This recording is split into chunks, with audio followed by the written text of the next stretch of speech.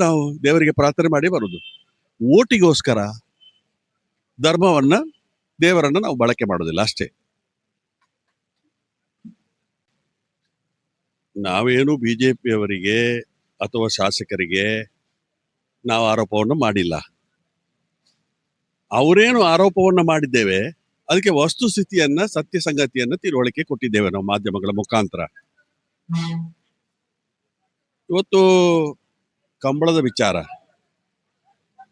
ಕಂಬಳದ 6.30 ಎಕರೆ ಜಾಗದಲ್ಲಿ ಇವತ್ತು ಯೋಜನೆ ಇಲಾಖೆ ಕೊಟ್ಟಿರುವಂತ ಜಾಗ ಸಾಧಾರಣ 11.5 ಎಕರೆ ಜಾಗದಲ್ಲಿ ಇವರು ಅತಿಕ್ರಮಣ ಮಾಡಿದ್ದಾರೆ. ಅದರಲ್ಲಿ ಷರತ್ತಿದೆ, ಅತಿಕ್ರಮಣ ಮಾಡಿದ್ರೆ ಆ ಜಾಗ ರದ್ದಾಗ್ತದೆ ಅಂತೇಳಿ. ಸ್ವಯಂ ಅಪರಾಧ, ಅವರೇ ಅತಿಕ್ರಮಣ ಮಾಡಿರುವಂಥದ್ದು ಜಾಗ. ಅದು ಯೋಜನೆ ಇಲಾಖೆಯಿಂದ ಕಂಬಳ ಸಮಿತಿಗೆ ಹ್ಯಾಂಡ್ ಓವರ್ ಆಗ್ಲಿಲ್ಲ ಅನ್ನುವಂಥ ರೀತಿಯಲ್ಲಿ ಸಂಬಂಧಪಟ್ಟ ಯೋಜನಾ ಇಲಾಖೆಯ ಅಧಿಕಾರಿಗಳೇ ಕಂಪ್ಲೇಂಟ್ ಕೊಟ್ಟಿದ್ದಾರೆ. ತಹಸೀಲ್ದಾರ್ ಅವರು ಕಂಪ್ಲೇಂಟ್ ಕೊಟ್ಟಿರುವಂಥದ್ದು 144 ಸೆಕ್ಷನ್ ಬ್ರೇಕ್ ಆಗಿರೋದ್ರ ಬಗ್ಗೆ. NCR 82-83 NCR ಆದವರು 93ನೇ ಇಸ್ವಿಯಲ್ಲಿ ಅವರಿಗೆ ಮಂಜೂರಾತಿ ಆಗಿತ್ತು ಜಾಗ. ಅಲ್ಲಿ ಗೇರು ಕೃಷಿ, ತೆಂಗು, ಅಡಿಕೆ, ತರಕಾರಿ ಮಾಡ್ತಾ ಇದ್ರು. ಇವತ್ತು ಇವರು 60 ಲಕ್ಷ ರೂಪಾಯಿ ಖರ್ಚಾಗಿದೆ ಅಂತ ಹೇಳ್ತಾರಲ್ಲ. ಆ ಜಾಗದಲ್ಲಿ ರಕ್ತೇಶ್ವರಿ ಕಟ್ಟೆ ಇತ್ತು. ಅದು ಬೈರಂಜೆ ದೇವಸ್ಥಾನಕ್ಕೂ ಹಿರೇಬೆಟ್ಟು ಮಾಲಿಂಗೇಶ್ವರ ದೇವಸ್ಥಾನಕ್ಕೂ ನಡುವಿನಲ್ಲಿರುವಂತ ಕಟ್ಟೆ.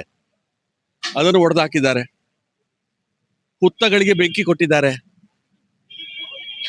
ಸಾಗುವಾಣಿ ಮರ ಸಾಗಿಸಿದ್ದಾರೆ. ಇವತ್ತು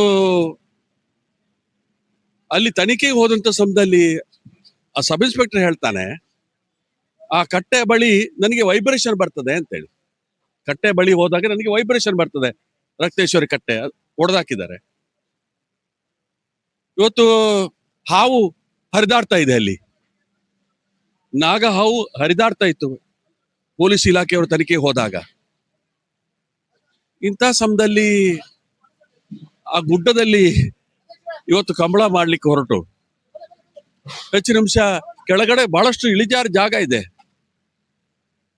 ಇವತ್ತು ಇವ್ರು ತೆಗೆದು ಹಾಕಿದಂತ ಮಣ್ಣು ನಾಡ್ದು ಮಳೆಗಾಲಕ್ಕೆ ಅದು ಕೆಳಗಡೆ ನುಗ್ಗಿದ್ರೆ ಕೆಲವರ ಮನೆ ಹೋಗ್ತದೆ, ಮನೆ ಒಳಗಡೆ ನುಗ್ತದೆ. ಕಂಪ್ಲೀಟ್ ಕೃಷಿ ಕೆಳಗಡೆ ಕೃಷಿ ಇದೆ, ಅಲ್ಲಿ ನುಗ್ತದೆ.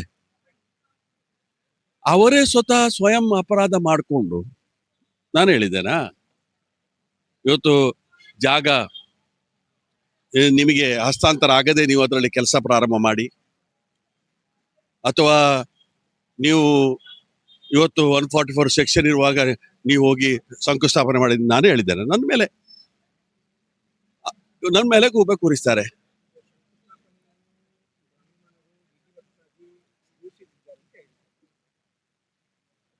ರಕ್ತೇಶ್ವರಿ ಕಟ್ಟೆ ಬ್ರಾಹ್ಮಣರಿಗೆ ಸಂಬಂಧ ಪಡೋದಿಲ್ಲ, ನಾಗನ ಆರಾಧನೆ ಬ್ರಾಹ್ಮಣರಿಗೆ ಸಂಬಂಧ ಪಡೋದಿಲ್ವಾ? ಅಥವಾ ಇಲ್ಲಿ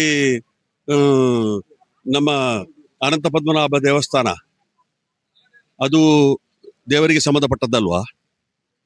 ಅಥವಾ ಶ್ರೀನಿವಾಸ ದೇವಸ್ಥಾನ ಅಲ್ಲಿ ಪರಿಕದಲ್ಲಿ ಇದಾಯ್ತು, ಅದಕ್ಕೆ ರಸ್ತೆ ಮಾಡುವಾಗ ಇದೇ ಶಾಸಕರು ತಕರಾರು ಮಾಡ್ತಾರೆ. ಅಲ್ಲೇ ಪೆರ್ನಂಕಿಲ ದೇವಸ್ಥಾನದಲ್ಲಿ ಅಲ್ಲಿ ರಸ್ತೆ ಮಾಡುವಾಗ ಅದಕ್ಕೆ ತಕರಾರು. ಮೊನ್ನೆ ಕುಕ್ಕೆಹಳ್ಳಿಯಲ್ಲಿ ರಥ ಸಮರ್ಪಣೆ ಮಾಡಿದ್ರು, ಅದಕ್ಕೆ ರಥ ಬೀದಿ ನಾವು ಮಾಡಿದ್ದೇವೆ ಅಡ್ವಾನ್ಸ್ ವರ್ಕ್, ಅದಕ್ಕೆ ತಕರಾರು. ಬಣ್ ಸಂಘದ ಭವನಕ್ಕೆ ರಸ್ತೆ ಮಾಡುವಾಗ ಅದಕ್ಕೆ ತಕರಾರು. ಯೂಟರ್ನ್ ಬಣ್ ಸಂಘದ ಇದಕ್ಕೆ ಯೂಟರ್ನ್ ತರಬೇಕು ಅಂತ ಹೇಳುವಾಗ ಅದಕ್ಕೆ ತಕರಾರು. 10 ಕೋಟಿ ನಾವು ಡೆವಲಪ್ಮೆಂಟ್ ವರ್ಕ್ ತಂದ್ರೆ ಅದಕ್ಕೆ ತಕರಾರು.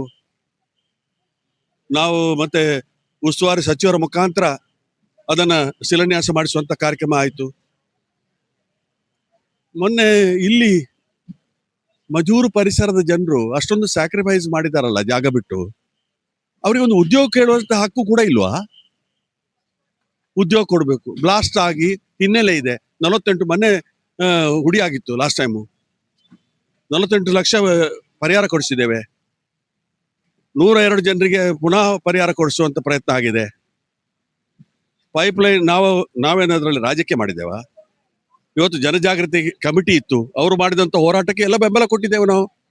ನಾನೇ ಹೋಗಿ ಚೀಫ್ ಸೆಕ್ರೆಟರಿ ಮುಖಾಂತರ ಮಾತಾಡಿಸಿ ಪರಿಹಾರ ಜಾಸ್ತಿ ಆಗ್ಬೇಕು ಅನ್ನುವಂತ 14,000 ಇದ್ದದನ್ನ 60,000 ಮಾಡಿಸಿದ್ದೇವೆ ಸೆನ್ಸಿಗೆ. ಇವತ್ತು ವಿದ್ಯುತ್ ಲೈನ್ ಹೋಗ್ತದೆ ಅಂತ ಹೇಳಿರುವಾಗ ವಿದ್ಯುತ್ ಲೈನಿಗೆ ಇವತ್ತು ಅದಕ್ಕೆ ಪರಿಹಾರ ಕೊಡಿಸುವಂತ ಕೆಲಸ ಮಾಡಿದ್ದೇವೆ.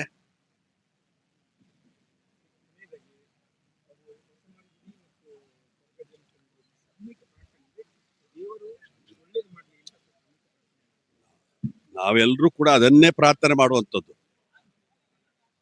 ನಾವು ಈಗ ಒಂದು ಸತ್ಯನಾರಾಯಣ ಪೂಜೆ ಮಾಡಿದ್ರೆ, ಒಂದು ಶನಿ ಪೂಜೆ ಮಾಡಿದ್ರೆ, ಒಂದು ಸಾಮೂಹಿಕ ಪ್ರಾರ್ಥನೆ ಮಾಡಿದ್ರೆ ಊರೆಲ್ಲ ಒಳ್ಳೇದಾಗ್ಲಿ ಅಂತಲೇ ಪ್ರಾರ್ಥನೆ ಮಾಡೋದು ನಾವು ರಾಜಕೀಯ ವಿಚಾರವನ್ನ 40 ವರ್ಷದಲ್ಲಿ ನಾನು ಯಾವುದೇ ದೇವಸ್ಥಾನ ಅಥವಾ ಪ್ರಮಾಣ ಇದಕ್ಕೆ ಕೊಂಡೋಗಿಲ್ಲ.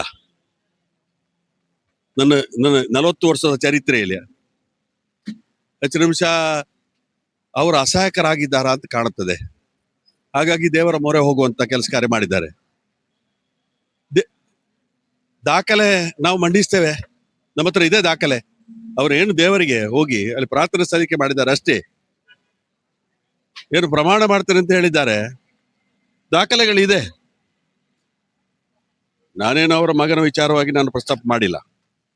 ಆದ್ರೆ ನಮ್ಮ ಕಾರ್ಯಕ್ರಮದಲ್ಲಿ ಭಾಗವಹಿಸೋ ಪ್ರಸ್ತಾಪ ಮಾಡಿದ್ರು.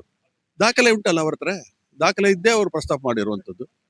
ಅವರು 10 ವರ್ಷ ಊರಲ್ಲೇ ಇರ್ಲಿಲ್ಲ ಅಂತ ಹೇಳ್ತಾರೆ. ಮತ್ತು ಲಾಸ್ಟ್ MLA ಎಲೆಕ್ಷನ್ ಅಲ್ಲಿ ದುಡ್ಡು ಹಂಚಿದವರು ಯಾರು? ಮನೆಗೆ ಹೋಗಿ GST ಕಟ್ಟಿದ ಬಿಲ್ ಉಂಟು, ಅವರ ಕಂಪನಿ ಉಂಟು, ಟ್ರಾನ್ಸಾಕ್ಷನ್ ಆಗಿದ್ದು ಉಂಟು. ನಾನದ್ರ ಬಗ್ಗೆ ಉಲ್ಲೇಖ ಮಾಡಿಲ್ಲ. ಅದರ ಮೇಲೆ ಹೋಗಿ ಇವತ್ತು ದೇವರಿಗೆ ಪ್ರಾರ್ಥನೆ ಮಾಡುವಂಥದ್ದು ಏನಿದೆ?